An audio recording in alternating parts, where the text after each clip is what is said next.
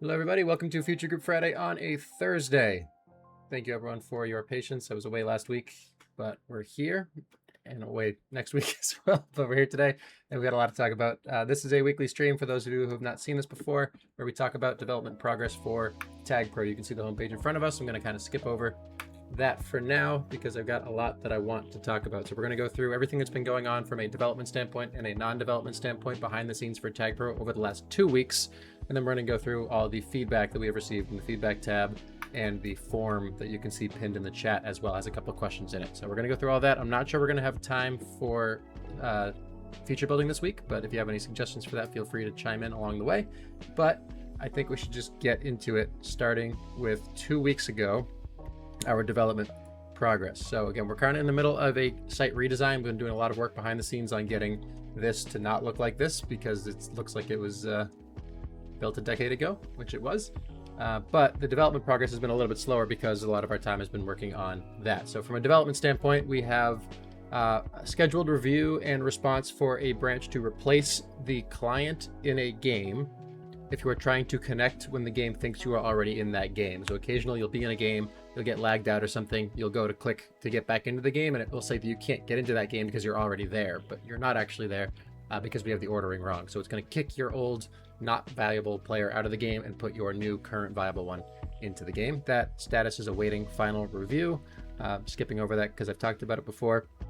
A scheduled new branch with the review also came in to allow servers and region selections to be included in group preset strings. So if you're playing in a private group and you would like to make a preset string with all your settings, whatever they are, doesn't matter what they are, you do all that, and then you select Chicago 3. If you make a group preset, that preset will now include a string that specifies that you want Chicago 3. So you can have it be region select, you can have it be a specific server, or you can have it be neither, and you can just keep it as the generic all regions selected as well. So that's a good addition. I think it's going to help with the leagues because they can have their presets already have Chicago queued up, which should be useful for them.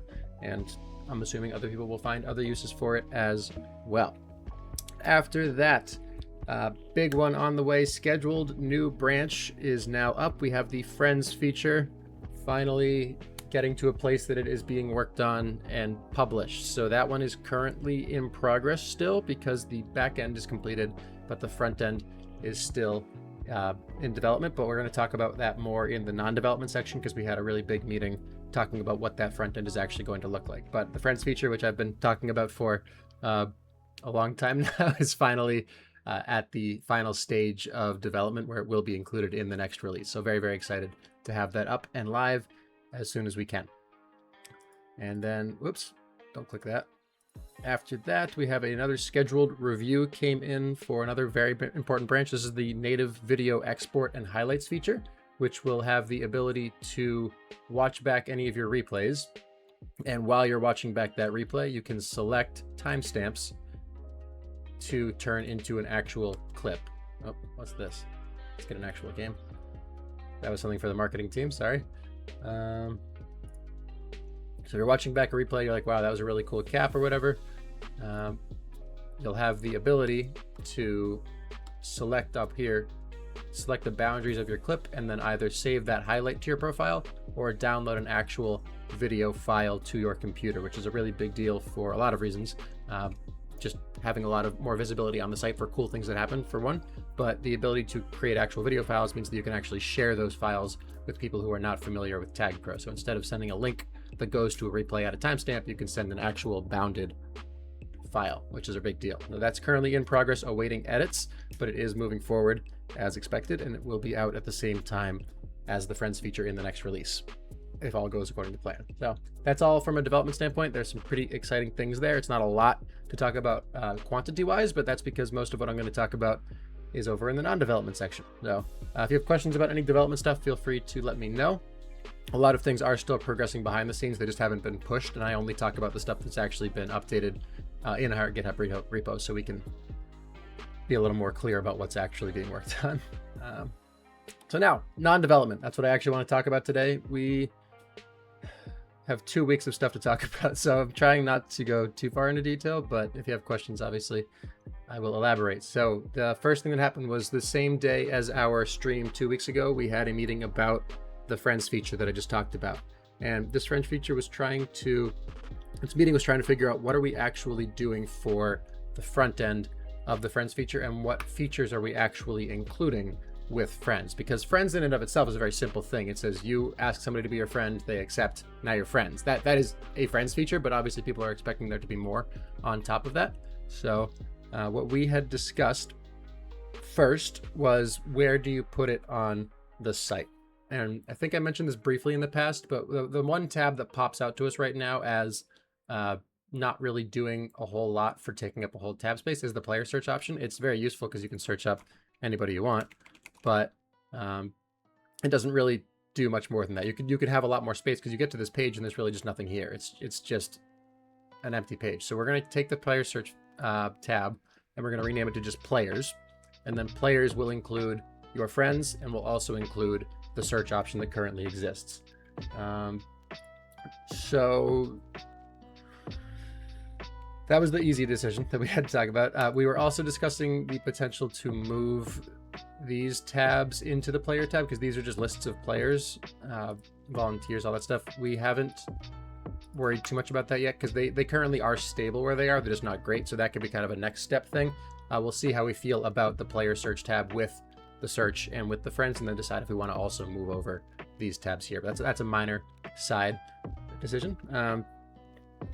The other reason that we needed to have a tab was a more important structural decision that needed to be made. Thinking about what happens if you add somebody as a friend. What happens when you do that? So the thing you have to think about is you have to notify that person that they have received a friend request, right? So where do you put the notification that you just received a friend request? So what we decided on was that you have two choices. You can either send them like a full pop-up modal notification, something that kind of interrupts the site or is on the side of the site, or you can have a bouncing dot on a tab that tells them that they have something to look at in that tab. Like right now, the competitive tab has a dot that tells you something is going on in that tab, and that something right now is the competitive signups. So we wanted to go with a tab for now, not because it's the best option, but because it's the easiest first implementation. And the reason for that is that the pop-up option, where it's something like jumps up in front of you or you have like a slide-in thing, works if you are on the site when you get that friend request. But if you are not on the site when you get the friend request, how do you show somebody when they log in a day, a week later, that they have a pending friend request? It has to be an actual bouncing dot that says, hey, look over here, and then they can realize that they have that pending request. Out of curiosity, why not use the user profile for friend management? That's a good question. That was the other option that we had, and we did rule that one out because right now, if you go to your profile, you have the profile button, and then you have 3 different tabs in there. So if you're going to add friends as a profile option, it probably needs to be a 4th tab inside of your profile. So if you're on the home page and you have a pending friend request, where do you put that bouncing notification that says, hey, you have a friend request on this page? And what we decided on was, do you have to put it like on the view profile button, which doesn't really indicate where you're supposed to go, right? You need to click view profile, and then you'd have another dot on the friends tab. So you're following the line of dots to get there. Instead of having it be on its own standalone tab, you can just say right from the start, okay, look at this tab. This is an important thing that you should be responding to in the near future. So that was the initial decision. I'm going to talk about why that's all going to change in the mid future, but that was for the first implementation, makes the most sense as the easy get us started point.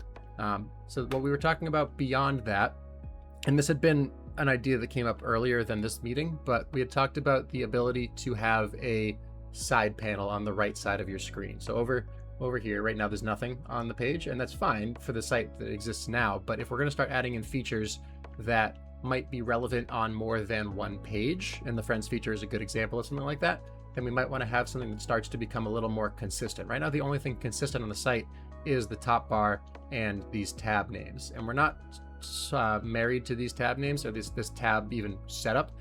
So what can you have that persists through page changes? And the thing for that is called a flyout. It's a right-sided flyout. So we're thinking, would it be better to have a right panel that's hidden for the most part, but if you have a notification that's like, hey, you have a friend request, maybe something pops out a little bit and says, hey, click on me, and then that slides open into a full panel with all of your friend information. So that idea had come up before this meeting, and we realized that it's a good idea. We're probably going to go with that eventually, but if we're going to create a right-sided flyout panel, it, first of all, is a little bit out of scope because it would include more than just the friends feature, and two, it would probably slow down the friends feature that we'd rather just get out the door and then start to improve on once it is live, because it makes it easier for us to pick things. Thursday stream, let's ride. Hello, Atori14.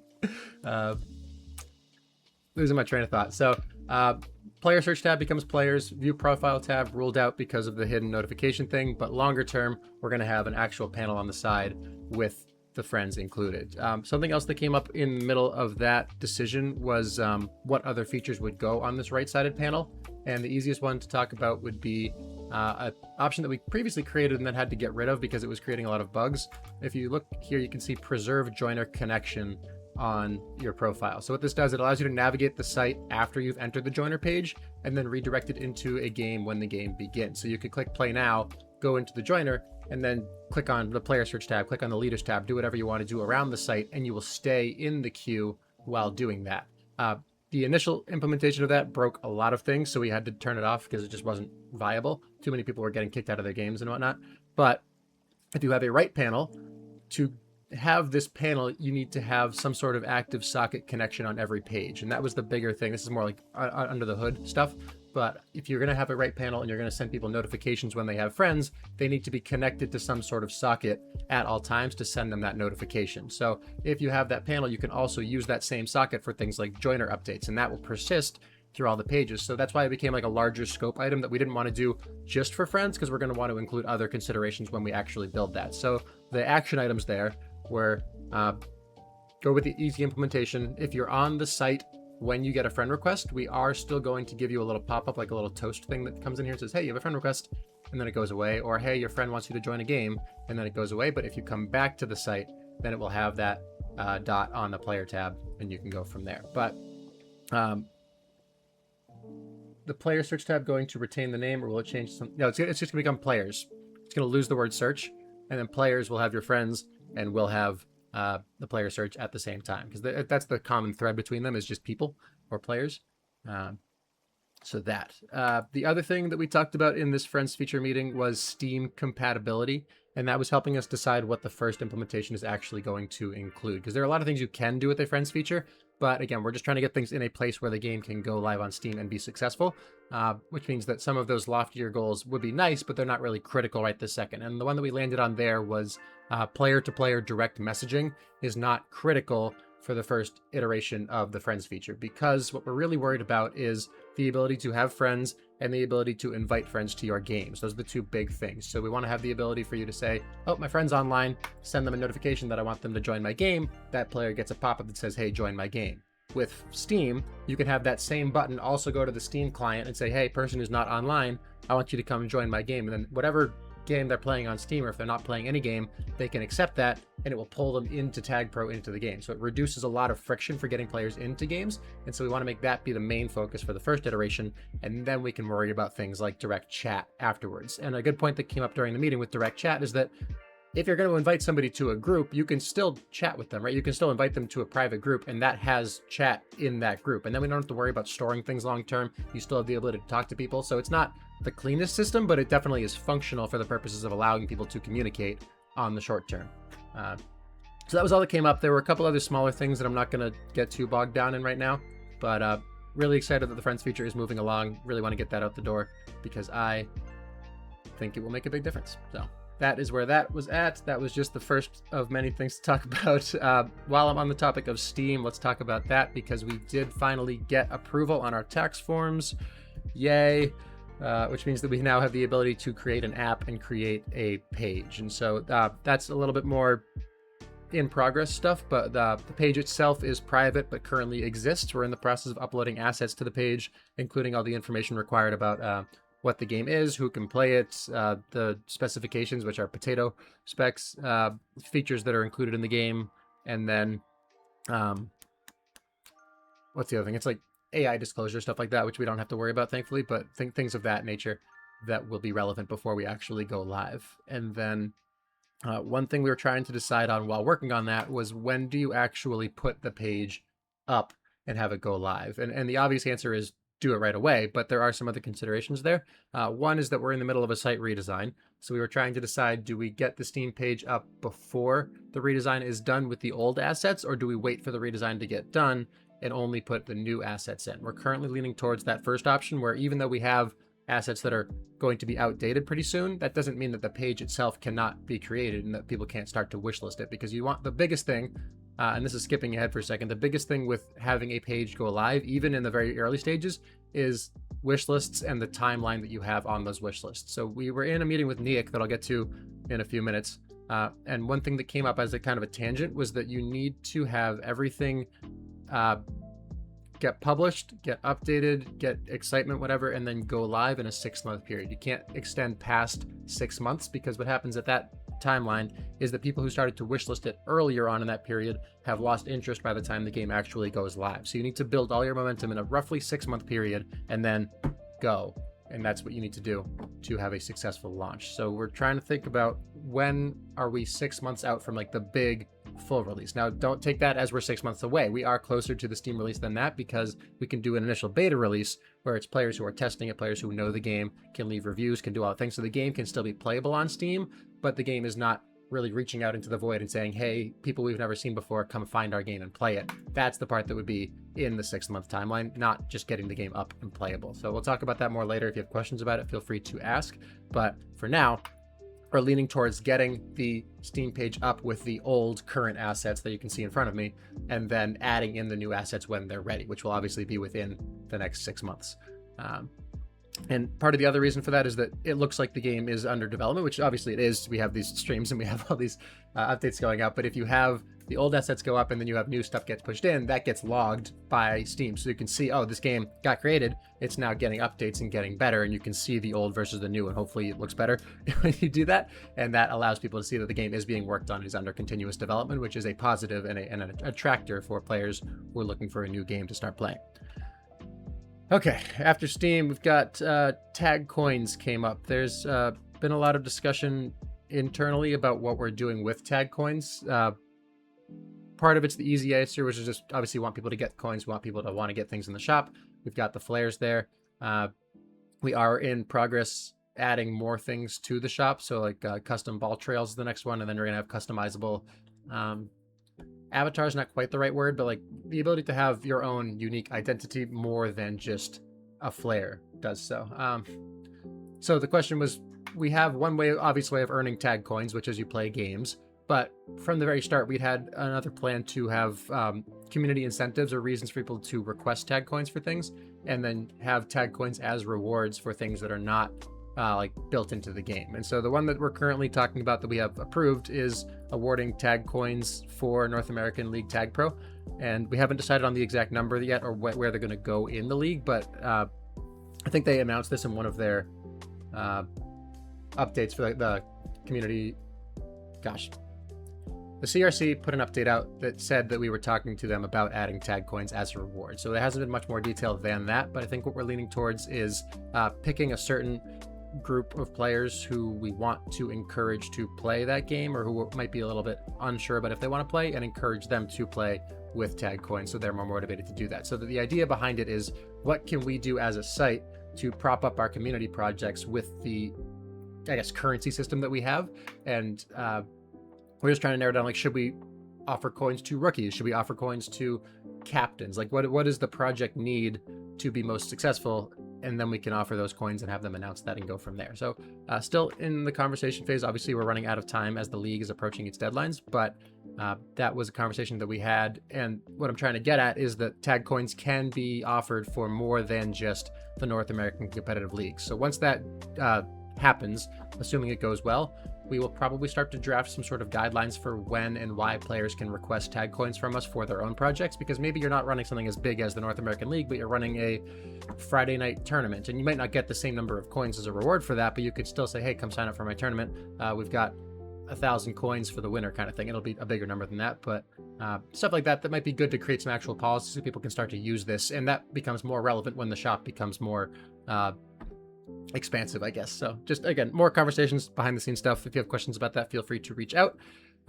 Next up, I had a long meeting with Fly while I was driving back from Connecticut. I think it was about a 2-hour long meeting, just chatting. And we were trying to discuss the bottlenecks in the pipeline from ideas to development changes in TagPro. And this is nothing new as a premise, but we haven't really dug into the why behind the scenes of this. So right now you have a website and we have updates that go out every 1 to 3 or 4 months. You can see the last release notes that we put out were a month ago. Wait, no, that's not a release note. There it is. 3 months ago, and then a patch 2 months ago to that update. So there's stuff going on all the time, but we don't always publish the things that are going on until a couple months later. So we have about 5 or 6 features right now that are done, but they're waiting for deployment because they're waiting for the bigger things like the Friends feature and the native video export. And so the reason behind that has to do with more legacy decisions. Why TagPro is the way it is because it's a volunteer project. It was originally just Lucky Spammer. Now we have a future group and a steering committee and all that. Getting things up and running was not a linear process. So we're kind of stuck with some old decisions where we want updates to be pushed as groups of them because we have limited developer time. So the developers know, okay, I can work on building things and then I can work on bug fixes for stuff when it goes live. And we didn't want to have to keep switching back and forth all the time. So we had a very clear process of work on everything, get it good, publish it, then fix it if anything comes up. And then you can keep switching back and forth on a schedule instead of randomly switching back and forth because the feature that some random person pushed on a Tuesday broke on a Saturday morning, and then you have to stop what you're doing and fix it. So that was a legacy decision that we probably have the developer strength to not have to worry about as much now. So we were trying to identify where are the actual slow points in going from an idea to going to a new feature on the website. So the biggest thing that came up was actually not on the development side. There are some improvements that we're working on there, but I'm not going to talk about them right now. The bigger thing is the SteerCo structure. So the SteerCo is the group of players who are not developers, who are on the future group, who are responsible for creating, editing, and fixing specifications for the game. So right now this is a mixture of the devs and the SteerCo, but anybody on this list who's not on the devs list is a steering committee member. And the problem right now with the steering committee is that it is somewhat deferring to me as a decision maker, which was why I joined the steering committee. When I first joined years ago, the whole point of creating the supreme overlord role was that we were getting to a point that some decisions just needed to be made. Somebody needed to just pick one and go ahead. Whether it was right or not, there were 2 good decisions, just pick one and keep moving because things were getting stuck at that decision point, and that was a problem.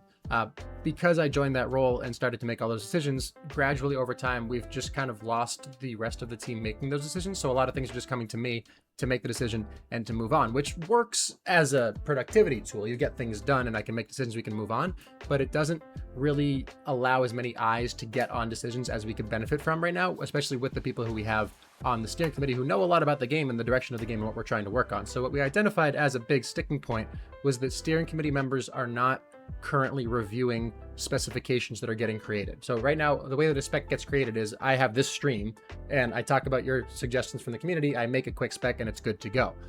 But that leaves a lot of room for questions sometimes. Maybe we'll have like a general idea for a feature and we'll say, with the friends feature, just make a friends feature. But then what are the considerations? Does it have direct messaging? Does it have Steam integration? Does it have notification when you get a friend request? Like all those little decisions are currently falling to the developer who takes that ticket. So what we're going to do instead, and I haven't actually announced this to the SteerCo yet because I've been too busy this week, but that's probably going to go up in a day or two. But what we're going to be doing instead is using that same ticketing system where I create the tickets and they go to the team. But once a ticket is created, we're going to have a weekly review process where every steering committee member is assigned a certain number of tickets to go through and then look at all of the considerations of that ticket. Is it a high priority item? Is it a low priority item? Is it a bug fix? Is it a feature request? Is it missing details that need to be made before it goes under development? Is it ready for a developer? So all of those different things that would help a developer just take the feature and build it will be a lot faster because they're not waiting and going to the SteerCo and saying, hey, I'm halfway through this spec and I just realized we didn't talk about this detail. What should I do? Now they have to stop their development. They have to get all the SteerCo members to come together and talk about it, and then they can go back. So it's a really halting process when you get to those sticking points. If we have steering committee members reviewing these tickets ahead of time, first you get more eyes on the priority items, because right now priority is kind of just decided by me randomly on the stream, which is fine, but like high, medium, and low priority can mean a lot of different things. So we want each individual steerco member to be looking at these things and saying, I actually think this is a low priority item, and then we can talk about why that difference exists. And so yeah, that's the general plan. We haven't announced that to the steerco because we have to build a little system for it that picks random tickets for people to work on and then allows them to do that. We don't want to overload people with like 50 tickets at once, so it's going to be a couple every week. And the idea is that over time we'll be on like a 2 to 3 month rotation where every 2 to 3 months every ticket has been looked at and reassessed, and people can build off of each other's ideas. And maybe we decide that 2 different features are actually very similar and should be combined, or maybe this feature's a little bit too big, we should break it up into smaller pieces. Basically just creating a better system for funneling features into the developers instead of just saying, developers, go figure it out with this rough concept of a plan and hope for the best. So I'm excited for where that's going to go, because I didn't really realize this until Fly pointed it out, which is why I think Fly is so valuable. I'm kind of taking the brunt of a lot of these things in a negative way for everybody. It's not great for me to be taking all that work, but it's not great for the team if I'm the slow step and missing a lot of details on these decisions, because nobody's going to be able to get every single detail right for anything that comes up. So you need to make sure that more people are getting eyes on everything. So I'm pretty excited for where we're going to be going with that. If you have questions about that process, feel free to talk about it. But the general theme is that what can we do as a community to reduce the workload of developers without reducing their output? Basically, can we offload work from developers into non-developers? Because we have a lot more non-developers than we do developers. So that is that. Questions again, let me know. But moving on to the merch store. It's set up, finally. We got a payment processor going. We have a vendor set up. The idea with the merch store is that we want it to be something that's visible on tagpro.gg. We don't want to have an external link where you leave the site and go to a different place. That's not really what we're going for. So we're picking options that allowed us to have our own custom page in the store. It's probably going to be inside the shop as its own like merchandise thing. We're not going crazy with this. It's going to be like a t-shirt with a logo on it kind of thing for starters. And what we're currently focused on with that is what do we actually put on that shirt. It's not live yet, Kaiser. It's not live yet. We're trying to figure out what actually goes on it, making sure that we get everything right from that standpoint, because it's a little bit different from previous t-shirt campaigns in the past. Like it used to be a Reddit post goes up, community submissions for logo or designs that can go on a t-shirt, and then they make a couple t-shirts and people buy them. But now if it's like an officially sponsored store on the site, it should be officially recognized like icons or assets or things that the game actually represents the game kind of thing. So it can't just be like a random AI image on a shirt. That's not really the kind of thing that we want to be putting out there. So we're currently in the discussion phase of what do we actually put on these things. And then once that happens, it's going to be a little bit of development work to get it up on the site. But from there, it should just be an indefinite thing that we can edit on the fly. So if you have ideas for what should go on a t-shirt, feel free to reach out to me. I can't promise that we'll take your ideas, but we are currently in the idea phase for what it's going to look like. And then that will go live, not in this next release, probably a little bit after that. Also talking about, do we have stuff with old assets? Do we wait for the new redesign stuff to come out and then use that as the shirt design? So we're, again, still in discussion, but the hard part of actually creating a thing that can make t-shirts is finally done. That's been a long time coming, and we will hopefully have some updates on that in the near future. TagPro eye patches? what does that mean? I mean, I don't know what it means, but simple, tasteful ball design. Yep, that came up as an idea. So we'll talk about that more. It's an ongoing thing. So next we had another meeting with Nick. For those who were not around previously, Nick was the designer who we met with early on in the redesign process, trying to get some good direction for what we should be working on the site, and like what do we do for creating logos, what do we do for the homepage, what kind of stuff should we be looking at. I don't have all of the notes that I wanted here because I was a bit rushed today, but what we talked about was all of the different logo iterations that we've been going through. If you were curious about that, you can go back to my stream 2 weeks ago and look at the images that I showed you guys. I did not have time to put together the current iterations today, but we talked about all those different ideas and different looks and feels and what are we trying to do, and had him kind of guide us towards the ones that seemed the most promising from a brand recognition standpoint. And that was kind of what his point was with all of this, was that you want a logo that can start to become recognizable as your game. Like if you look at TagPro right now, yes, you could figure out this is TagPro because it spells TagPro, but it's not really a logo. It's just the letters, the word TagPro. So you can have the word TagPro as your logo, but you want to also have an associated icon that can start to be recognized as the TagPro logo. I think if you look up like a, just got a good example here. I picked a bad example. Like League of Legends, for example, they've got like this thing here that is the L and the circle. That's like, it's not League of Legends because it doesn't spell it out, but it does become recognizable as their logo behind the scenes. So he was trying to figure out for us which of our proposed options is good for an icon that you can have with the name of the game. And then you can pick whatever fancy font you want from there and you're fine. But he was really trying to guide us towards the ones that were more recognizable as a unique thing and not just like a generic blob of nothing, because then nobody's going to recognize it as TagPro. So a koala beast is actually a good example of a bad logo, because this isn't, it's a koala, sure, but like take this and put it in black and white. What does that actually look like? It's kind of nothing, right? It's an outline of a koala, I guess, but that's not really recognizable as a brand identity. So it's a thing that we have right now because Koala Beast does own TagPro, I guess, but not a good example of a logo that you would use for the game long term. But you could put it on a t-shirt. Put the koala on top of a ball, so it's like balancing on a ball. I don't know, we can explore that later. But yeah, that was the first thing that came up. Then we showed him some of the progress that's come up with the interactive tutorial. For those who have been in and around Discord, Crit has been putting a lot of work into a, I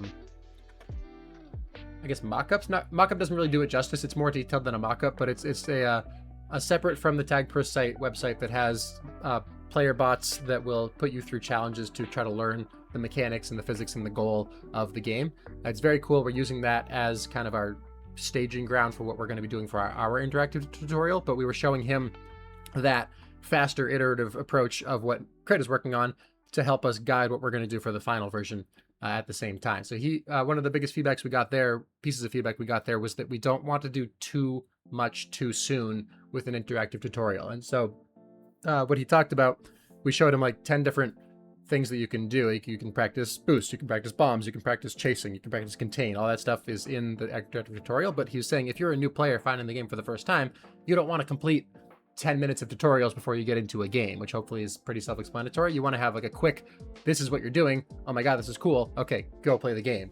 Now that you understand how it works. So how do you combine like things? Like you don't need to have a separate tutorial for boosts and bombs and portals. Those can all kind of work their way into the same tutorial item. And then what you can do is you can have tiered tutorials. So the very first one that you get into maybe is just the movement mechanics, play offense, play defense, go. And then later on, maybe you have one for using bombs correctly. Maybe you have one for fighting for power-ups. Maybe you have one for chasing flag carriers. Those can come after the fact and be optional for players who think, I didn't quite get what I'm trying to do here, but I'm having fun. I want to see a little bit more of a detailed tutorial. You can push that off a little bit, so it doesn't have to all be before their very first game. You can start to kind of introduce these things as they get more experience with the game. And so that what that does, it allows the players to experience the game for what it is, TagPro, but also allows them to start to learn these skills shorter term instead of taking months or years to learn things that you might have picked up in public games over time. So that was a big thing that he was focused on, was not overloading players before they get into their first game, but also not letting them skip through it entirely unless you, well, I worded that poorly, not making it too easy for them to just skip through and get stuck into a game where they're going to get rolled, right? You still want to have the ability for them to skip a tutorial if not fun and they just want to play the game. That's fine, get them into the game, but it should be more of an aside, not the main point of the interactive tutorial. So after that, we talked about the A/B testing plan briefly. Nothing crazy though. It's going to go live very shortly. I think it's done. I'll confirm that for next week, but we're going to get A/B testing up live soon with just a wiped out homepage, just a play now button, nothing else. See how that goes. But more importantly, we talked about the homepage iterations and what the homepage should actually have after the redesign. And this has been a thing that I wanted to show you guys last stream, and I didn't have time for. But when you have a homepage, you have a lot of options you need to make in terms of what information do you show, where's the call to action. Do you have external links? Do you have paid info directly on the page? Does it scroll? Is it static? What do you do on a homepage for two different reasons? One is for new players just getting to the site for the first time. One is for experienced players who already know the site. So this homepage right now is an example of something that works fine for an experienced player, but is horrifically bad for a new player. This is not a good homepage if you are new to TagPro. And so what we're looking at now, I'm just going to skip ahead to what he was saying as the final decision because we're already over 37 minutes of background. we're looking at wiping out the tabs, getting rid of everything except for the login button in the top right corner, and then none of this. No live streams, no tutorials, no control scheme, no news, no donation goal, no tabs at all. Just a play now button smack in the middle of your page. And then behind that, sorry, I'm like pointing at the wrong screen for you guys, but behind that, you have a clip of a highlight playing behind your play now button. And so what that allows you to do is you're showcasing the gameplay before the player actually gets into the game. So you'll have to go, oh, that's actually interesting. I want to do that. Now I want to click play now. It's motivating people to look at the play now button. And what you can do with that replay is you can have it still be the focal point towards your call to action in the middle, because that's the ball that you're following is right above the play now button. So they're together, but you don't want it to be so loud that you're distracting from that call to action. It should be obvious that the goal of the page that they are on is for them to click play now. So the other thing that came up was, do you have that be the entire page, or do you have it be part of the page and try to have other supplemental information around it? And the example that we showed him was half of a page with a video playing, the play now button in the middle of that video, but then the second half of the page was like a how to play tutorial thing. What do you do when you get to the site kind of thing? He did not like that, because if we're creating an interactive tutorial when you click the play now button, that should take the brunt of the onboarding. You shouldn't also need to have static text explaining how the game works if they're going to be getting into a tutorial the second they click that play now button. So he wanted that bottom half to exist. He actually liked that a lot, but it should be reasons why clicking play now will be fun for you. So for example, thousands of monthly users, which is an accurate statistic, earn new flares kind of thing. Like, figure out what are the top things that people actually want when they play this game. Fun community, high-paced, interactive, whatever games. Like, pick the words that you want, but you should have the top half be the focus with the video, the play now button be what you want people to look at. But if they want more information to convince them to click play now, you want to have a little bit more than just that video playing, because the video playing might not sell everybody on it. And the other point that he brought up was that if you have a full page video, it might look cool to someone who knows TagPro, because you're like, wow, this is a whole replay, this is great. But if you're new to the game and you're not sold on half a video, having more detail isn't really going to push you over the edge, right? The whole, like, TagPro's appeal is not its visuals.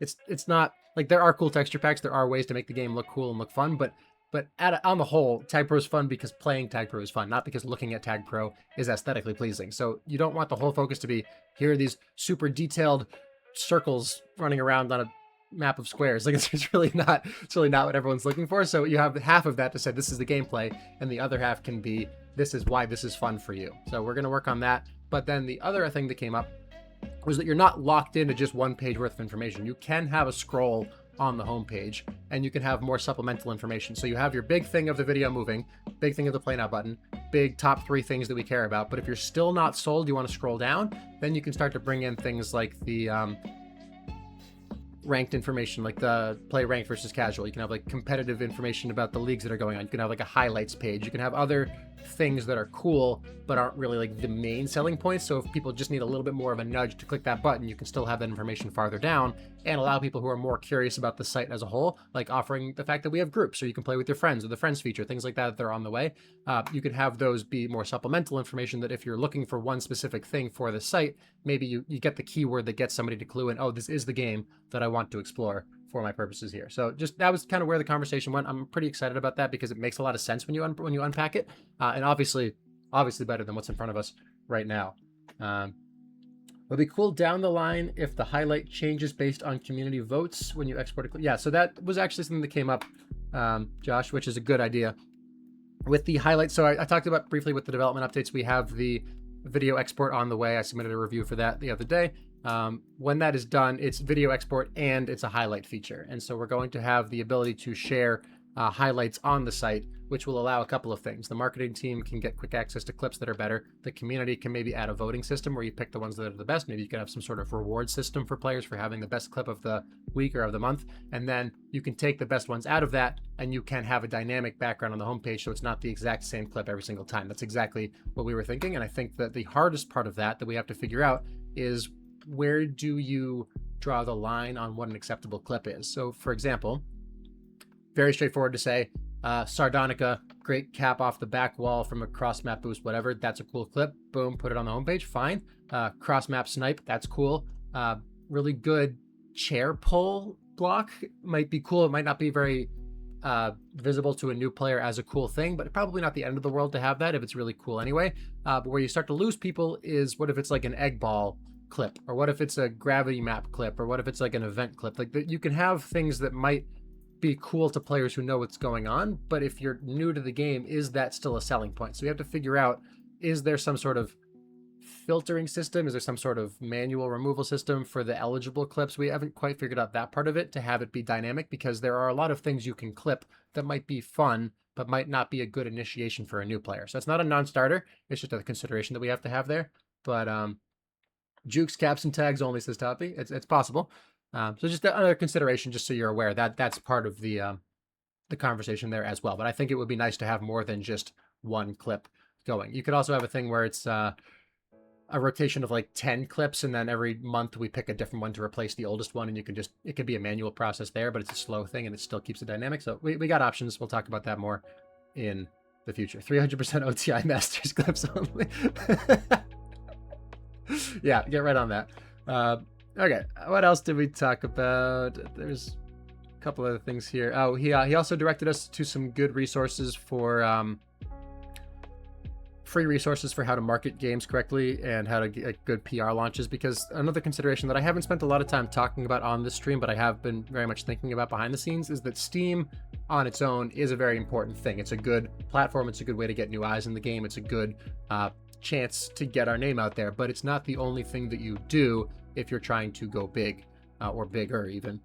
You need to do things like advertise on social media. You need to do things like create campaigns where you're putting ads up. You need to get streamers to stream your game and to play it. You need to get forums to be talking about your game. You need to get the game up on different listings for review pages and get people talking about the game there. You need to what was the other one? There's a big one that I'm missing, but I'm forgetting. I have it written down somewhere. I'll find it. But yeah, basically you need to do, itch.io is the other one, like other platforms that can host the game as well. So there are other things that need to happen at the same time as the Steam release. So all this work, we're talking about Steam. We're saying get the game on Steam, go live on Steam, get Steam ready. But Steam's just a part of the equation. It's not the entire thing. Another thing is, I think Build-A-Cat, I don't know if he's here today, was talking about like email campaigns. There are other things you can do at the same time to create the biggest push at once and not just do little individual pushes for things here and there. So it's all getting things into place. Steam is the one we talk about because it's the one that people recognize. It's the big thing that's like, hey, yeah, that's the platform you want to be on, but we are working on the other things as well. Just keep that in mind as we're going here. So Nick gave us some good resources for ways to support those other directions that we're talking about. And he's also the one who brought up that 6-month period that we have with the wish list. We have about 6 months from go live to, from be visible to go live. Otherwise, you start to drop off on interest. Okay. He also said, don't cut the corners on buttons. we talked about potential new button designs. We had one where the corners were cut off on the top left and bottom right. He said, don't do that. So we're not going to do that. MySpace ads. Yes. Yes. All right. What else? The last thing from a non-development standpoint, for those who were aware, the replay feature was broken last week for a couple of days. If you clicked on replays, it was not loading your replay when you clicked on it. The reason for that was that we have some very persistent scrapers scraping replays. They decided, it's like piranhas with a leg gets dropped in the water. They're like, ooh, data, and they just like flock to that thing. So we basically, this isn't exactly what happened, but we kind of got DDoSed on the replays, and that's why you couldn't load your replays. We have now added protections for that, and it should not be a problem going forward. If the replays are not working, please do let us know. That's a thing that we need to know about, but we should have it covered now going forward. Whew. All right, 45 minutes of talking about behind the scenes stuff. I'm a little tired, but we're going to shift over to our Future Group Friday questions. If you have any questions that you would like me to answer on stream live, feel free to submit them. It's pinned in the chat right now. If you're watching this back, it's down in the comments or in the description of the video below. We only received one question in the last 2 weeks, and the question is, are you guys vibe coding? And the answer is not really, no. We have developers who have their own individual development processes. Some of our developers do use large language models to assist with our development, but every line of code that goes into TagPro goes through human review before it goes live, and every single asset is produced by an actual person. We do not use AI-generated images on our website. Hopefully that answers your question, but from vibe coding standpoint, there are developers who use it to like make a framework. So if I'm like, hey, I want to build a, this isn't me, but some people are like, I want to build a, I'm just going to keep using the friends feature because it's the easiest. I want to build a messaging system for the friends feature. It can give you a framework for that, and you can go through and fill in what it actually needs to be. I don't use that process myself, but some developers do, and that is nothing. I don't have a problem with that personally. Everyone has their own development flow. If they're doing this for their actual job, I don't see why we're going to tell them not to do it for TagPro. It's kind of hard to draw those lines. But like I said, every line of code does go through a human review before it goes live on the site. So that's the only question I got. If you have any others, feel free to fill them out, and we will go from there. Boo AI boo, says Atori14. Feedback. It's time to talk about this. Let me get the Discord up and going.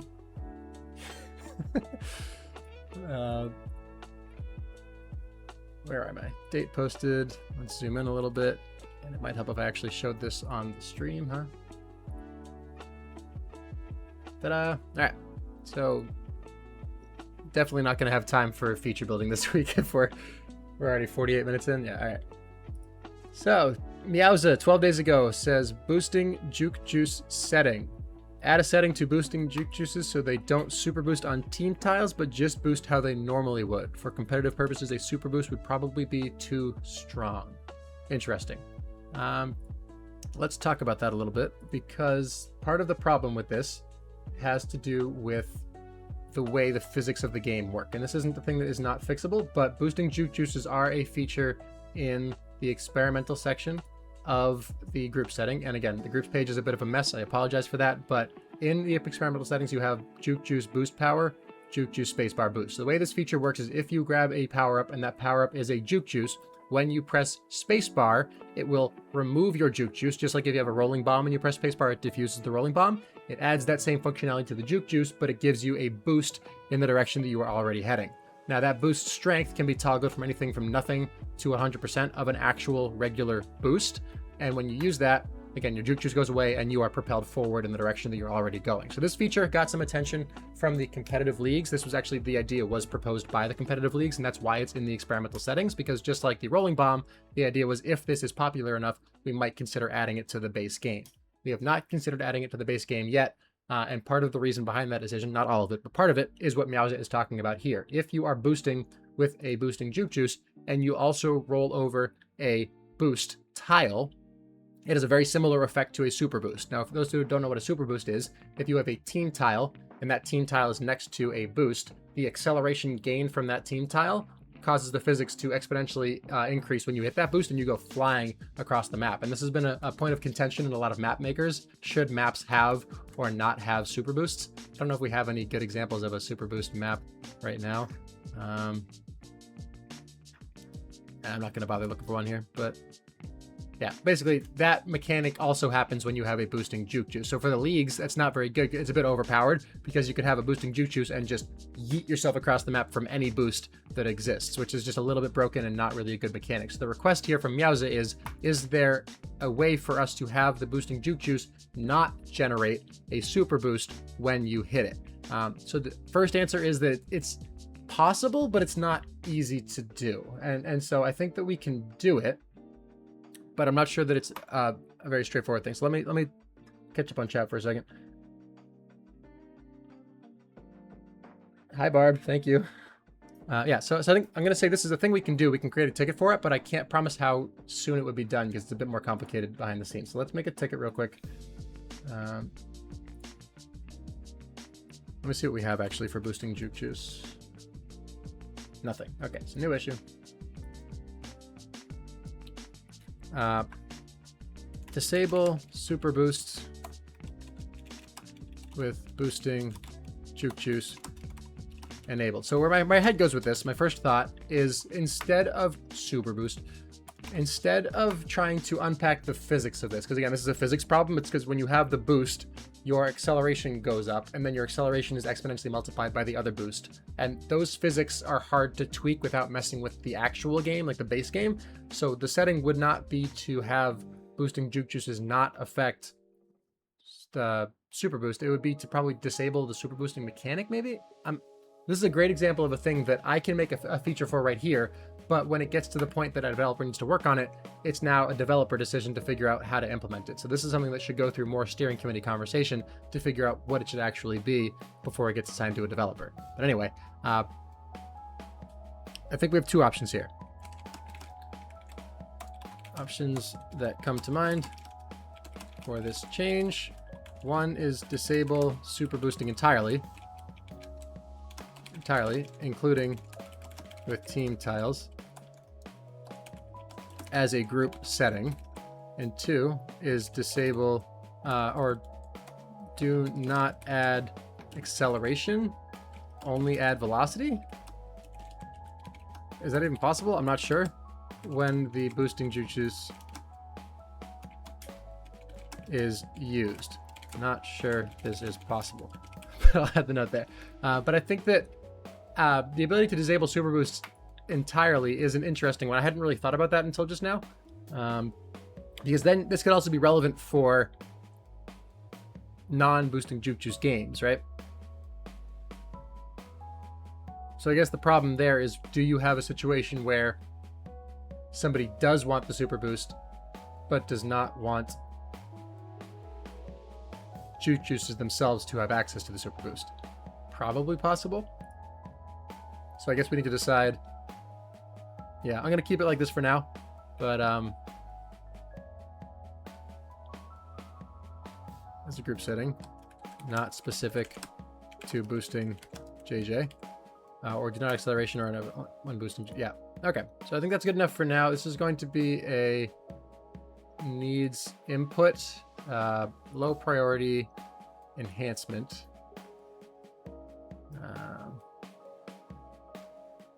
Yeah, that's going to be that for now.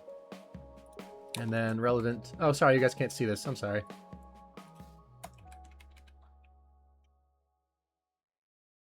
Relevant Discord link.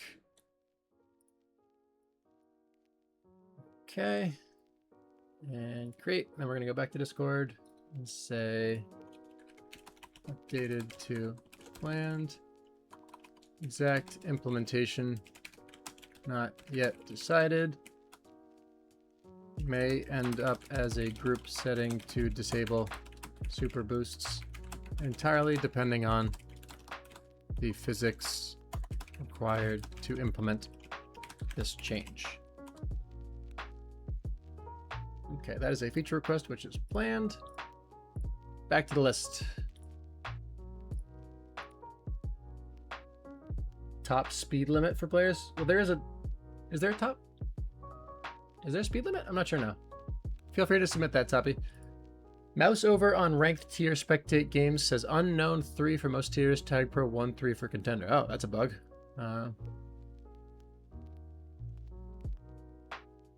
Oh, did Batch make a ticket for this already? He might have. Sorry, one second. Let me just confirm this has a ticket for it already, and then I'll move on.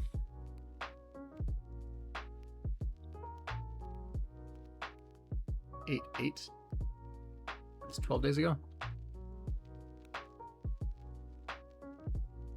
Yes, he has there's a ticket for it. Okay, this has a ticket. So this is bug report and planned.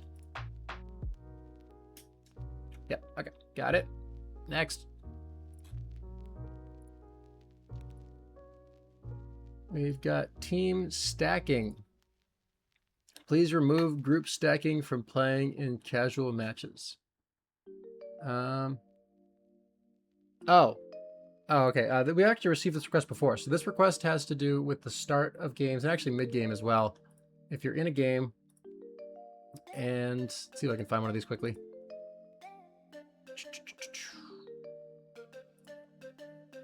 If you're in a game at the very start of the game, occasionally, really it didn't happen in Wildflower, that's the place it always happens.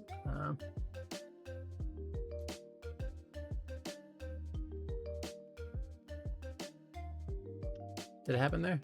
Yeah, there you go. Okay, so stacking right here is what's happening here. You have two players who spawn on the same tile in the game. So the request is saying, please remove group stacking from playing in casual matches. I think that's what they're asking for, at least.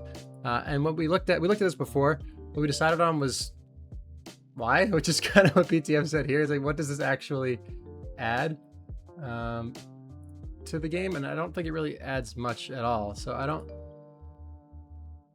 Let me just make sure we don't have a ticket for this, because I know it came up before.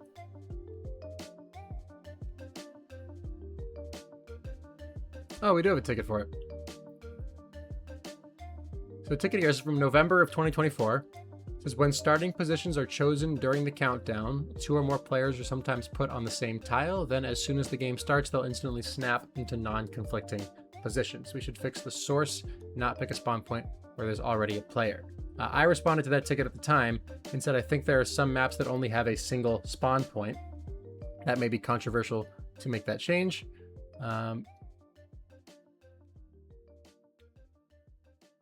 Yeah, I don't know. So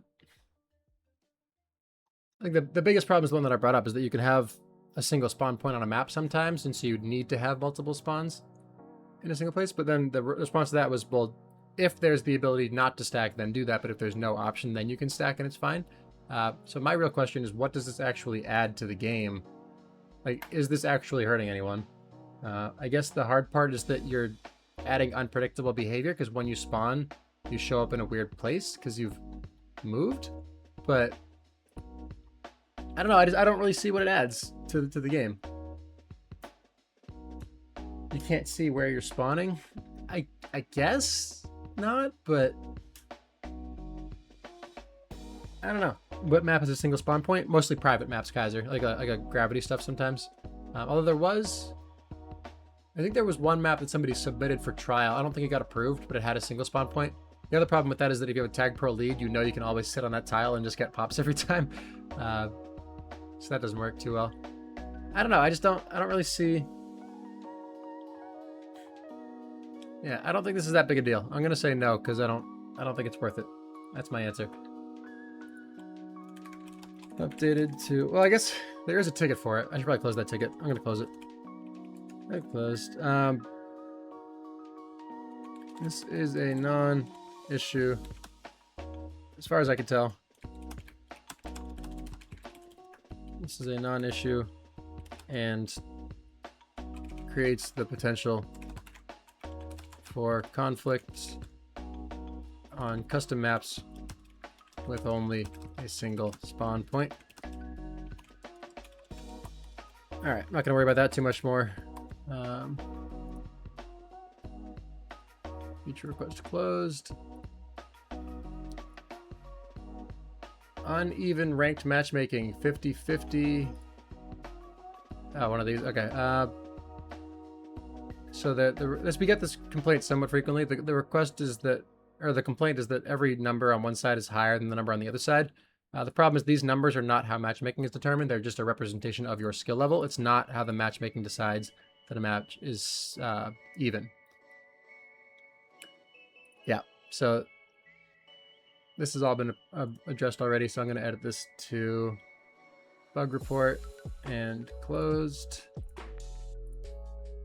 Basically, for those watching the stream, sorry. If you are looking at these numbers, they're misleading because these are just your representation of skill. Behind the scenes, there are 2 different values. There's your skill level and your certainty in that skill. So if you have a bunch of players with high skill and low certainty, they might be matched pretty evenly against players with lower skill and high certainty. So these players are known to be at this value. These players are still bouncing around a little bit, so they might actually be lower than they look like because they're not really at that. They haven't proven that they deserve to be at that number yet. So it's hard to say that. It's hard to show that in the game, but that is how it works behind the scenes, and that's why sometimes you see those games that are a little bit confusing from a numbers standpoint.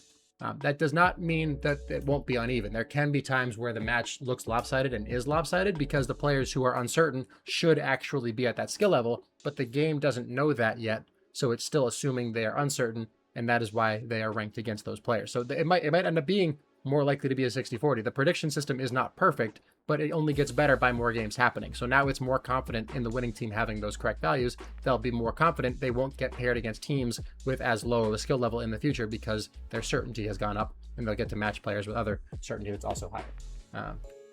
Anyway, count win-loss separately for casual and ranked. What? Count win-loss separately for casual and ranked plus for 360 degrees. A function to only count ranked casual games toward degrees and or stats instead of, oh, I see. They want the ability for, what? So right now, all stats, your games count towards degrees. They're saying that they want to turn that off for,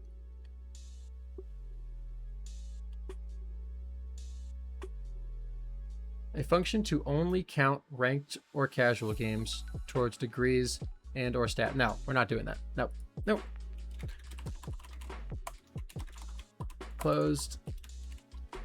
There is no tangible benefit to stopping players from earning degrees in ranked or casual games. Stats need to be recorded for ranked games for the system to work. Stats can be disabled for casual games in the profile settings. Hopefully I read that correctly, but I've been inundated with messages about that. So we're going to mark that as closed. Who wants to farm casuals and then not get punished in ranked? All right. Butt flare. Okay. Okay. No. We are not taking flare requests. Flare requests will be deferred to the upcoming creative committee. More details on that will come in the future. But for those not aware of what I'm talking about, we are, and by we I mean Moosin and I and the Steerco loosely, are working on a new official committee called the Creative Committee. And the Creative Committee, yes, I did take the hot dog flare. That was different. That was a year-long thing. The Creative Committee is going to be a group of players who have not been decided yet, who will be responsible for things like adding new flares to the game, updating existing flares in the game, or the other things we came up with. The texture packs? Oh yeah, texture packs, music selection. I think the tips, loading tips in the joiner page. Basically anything that's like a creative aspect of the site that is customizable or can be added to, changed, or removed will be deferred to the Creative Committee to edit those things on the fly instead of having to go through the steering committee and the development team, because they're not really related things. The steering committee is supposed to pick high priority items to build into the game. Things like flares are good, but they're not really the same. They're not the same thing. Like you can add a flare whenever that looks cool. That's fine. That's not really a development thing. So we're going to make that just to sequester them a little bit more, make it a little bit easier for everybody to know what they're actually doing. Trading of flares. Allow players to trade for flares for other players' flares. Sorry, Neo, I don't like this idea. Sell them for tag coins. I don't like that either. This is not... No, the whole point of flares is that you did a thing to earn them. That when you add in trading and stuff like that, you get into some weird edge cases. Like you have to pick flares that are not eligible to be traded. And I don't love that as a premise, to be honest. Like you have like old event flares, fine. But if you have things like high level ranked flares, like donor flares, it gets weird when those start ending up with people who didn't do those things. Even like developer flare, like you can't have people who aren't developers with that flare. So I'm gonna say no on this one. To closed. Flares are meant to represent achievements or accomplishments. That's not how you spell that word. Save me, spell correct. Completed by individual players. They are not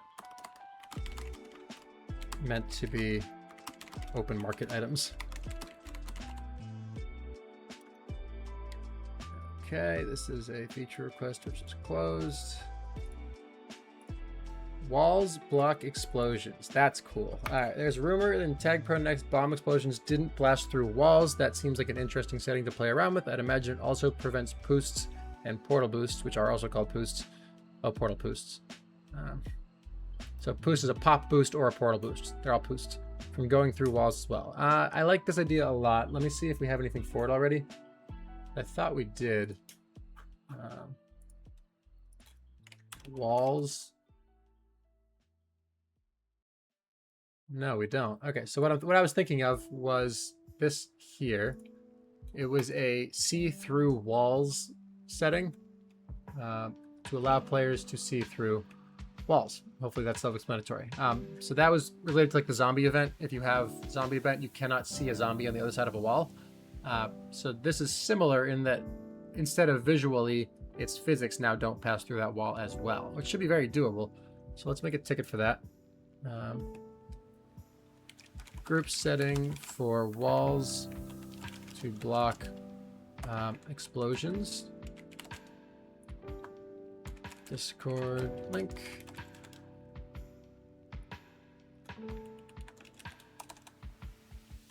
Add a group setting. This is not experimental. This would be because, well, the experimental section is meant to be mechanics that we consider adding to the base game in the future. So would we ever get to a point where we are considering not allowing explosions to go through walls? I lean towards no, because I feel like walls are, like bombs on the other side of a wall are a very integral part of the game. Think about things like buddy bombs on certain maps. Think about, what's a good example? Like you have a button on one side and a bomb on the other. That mechanic is very important to the game.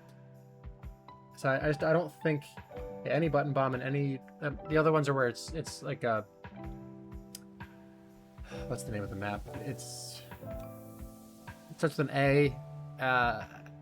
Shoot. Well, I guess it's an A. I can find it. It's Apparition. There we go. Apparition has this little thing where you have the bomb, and then you have a wall here. So you got a buddy bomb where you sit here and your teammate hits a bomb. You would lose that mechanic entirely to shoot your teammate across the map. And I think that mechanic is a very important thing from a team building standpoint and from a meta standpoint even.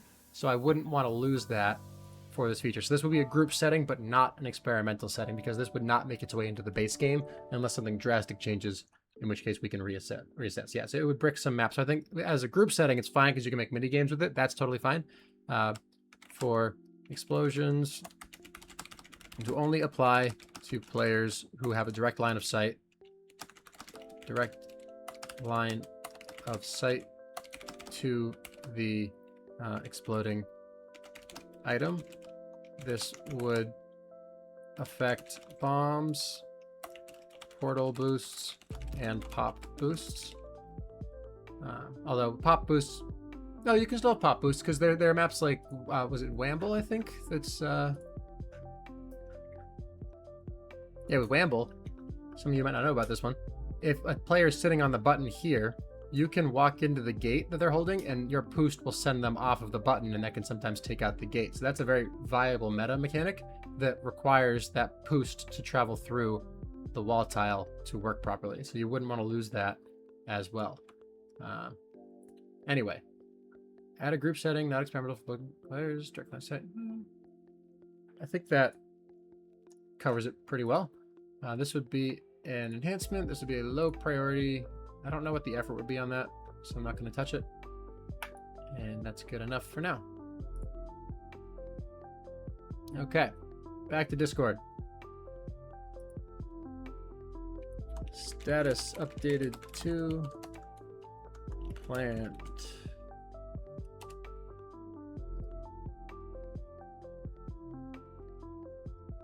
Okay. Map feedback. Next to the voting box, add some sort of text. Whoops, there's my mic. Add some sort of text box for people to submit feedback about a map along with their vote. This way map makers can better understand the reasoning for why people like or dislike a map. I feel like this has come up in the past, and I'm trying to remember the conversation or the context of that. Moose, are you still here? I feel like this definitely came up at some point, and I thought there was a reason that we did not do this. I think that the first thing that I'm thinking of is that we wanted feedback to be easy to submit, which is why it's just like a drop down, click a button, done. But I swear there was a reason why we did not want this. I think part of it was that you have a limited amount of time post game to submit that feedback. Part two was to do with it's an additional avenue of content that needs to be moderated, which is not the end of the world. It's just a consideration. Yeah, and most of the feedback would just be like die or like things like that, which is just Yeah, bad. I mean, you have a filter for that, I guess, but we do mute people for comments related toward map makers more than I'd like to. So I think part of that same equation or conversation was that we talked about putting it on this page instead of putting it on the post-game chat. But then where do you put it? How does it look? Like, I guess if people have a really nuanced opinion about a map that's going to be so valuable that the map maker really wants to see it, I feel like those players are more likely than not to already be in the maps channel, already putting that feedback in a digestible format. And for the players who aren't in there and just want to say something about it, I feel like the feedback's not reliably going to be worth the map maker's time to read. That's kind of my take on this. Yeah, that's what I mean, Mosin, is that you have to take that now, and then you have to send it to the map test committee who sends it to the map maker, or you have to put it public somewhere, and then it's like half of it's going to be just garbage.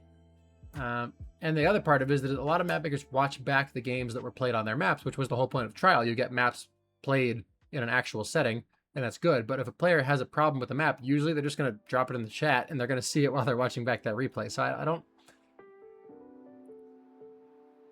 really think this is worth the effort to add, I guess. It can help inform our votes a little. Like, yeah, a little, but like, I don't know. If you had to pick between two things, just hypothetical, if you had to pick between small community, open text box for feedback, or multiply the number of votes that you get on maps by 10, I think you're going to go with the votes every single time, right? So I don't think that, like, the lack of map feedback is more of a product of the size of the community than it is the format that the feedback is being provided in. Is that fair to say? So I think that the search for better map feedback is really just tied into the search for more players at the same time. I look exactly like how I pictured. What does that mean? I don't know. Is that a good thing? I think I'm looking all right today. We got the haircut going, right?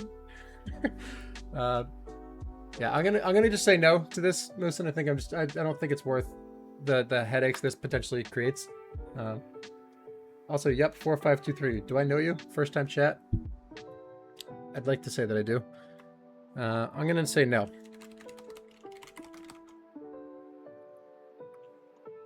Closed. See stream for longer discussion. I'll link it back later.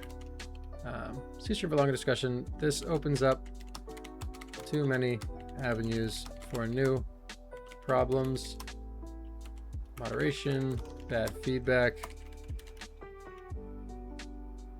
and doesn't really address the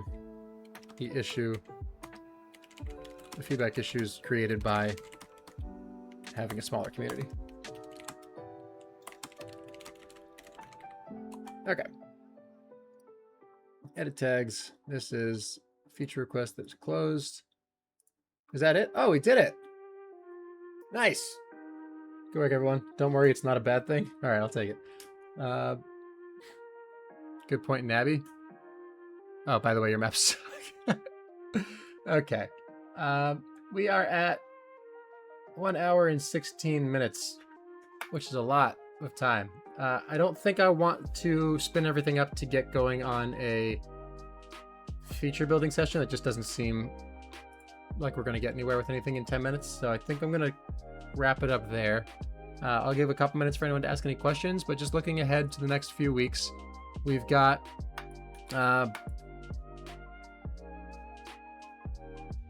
our development timeline is decided right now by the Friends feature and by the video exports. I think that the Friends feature will be done in the next 2 weeks, probably. I think the video exports are probably not going to be too far behind that. So I think we're just getting to the point where we can start picking dates to aim for with that. TagPro Next. TagPro Next is totally dead. TagPro Next is not a thing.